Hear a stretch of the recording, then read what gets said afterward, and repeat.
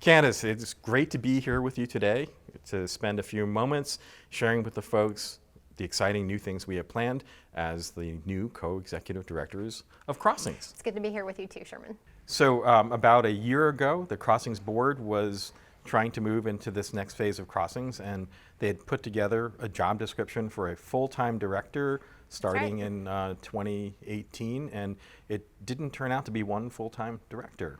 No, I remember they approached me and I was so excited about it. I just love Crossings so much. I love Kathy Lessman and I love Ed Schrader, and I love being regaled about the stories with Bob Bertram, and so I was really excited at this prospect. But then when I really sat down and I looked at it personally and just kind of looked at where I was at in life, just wasn't ready to leave full-time ministry. And then I just remember this great synergistic conversation that you and I had with Kathy, and this whole new idea developed, and it was one of those Holy Spirit moments.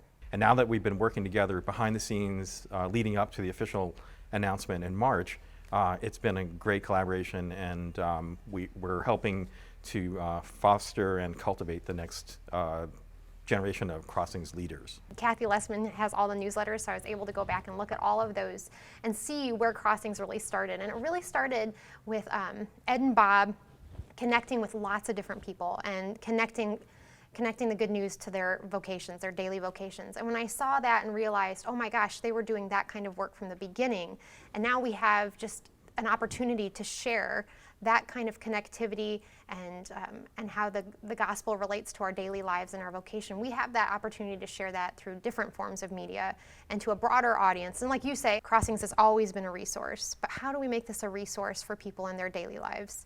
And how do we make this a resource not just for Sunday mornings and for sharing the good news in church, but for sharing the good news just in the way we live and move and breathe and find our being in 7 days a week? Really what we are trying to do is connect to people where they're at in this phase of Crossings, that we are trying to meet people where they are at and the ways in which this current generation of young people connects to each other. So how do we connect with them, and how do we share this good news? Because it's not in paper newsletters anymore, and it's not in Sunday mornings anymore, and yet still they need to be connected to the cross. They need to be connected to this God who says, it's not what you produce, it's what I have produced for you.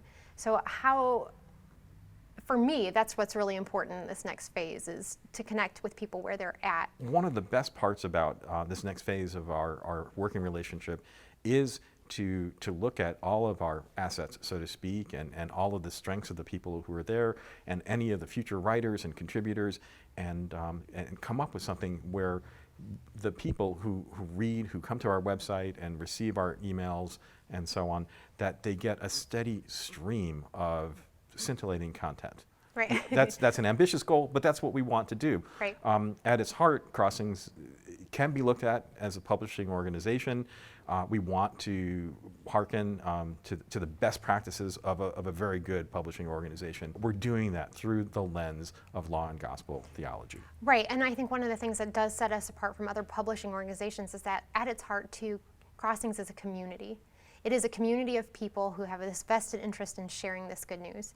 And so how do we broaden the community, and how do we open it, and how do we make sure that our boundaries are porous enough that people come in and they hear the good news, and they don't necessarily hear the person who is sharing it, but they hear the voice of Crossings. They hear the voice of Jesus coming through the people who are sharing it. I think one of our goals is to make it so that Crossings has very inclusive and pertinent language that shares the core concepts of a very, very strong tradition, but is not so exclusive that it alienates people. Right. Yeah, I think success for me looks like decoding the language of Crossings without watering down its great good news, so that more people can understand it, and more people can relate to it, and more people can make use of it. And I think another hallmark of success will be that more and more people won't have to ask the question, what is it that you do in Crossings? Yeah. What is Crossings? I mean, where the gospel meets our daily lives, and in very, very special and personal ways, and that we are all brothers and sisters through our special relationship with God in Jesus. Yeah, they won't have to ask that question before they can answer it. They can just answer it.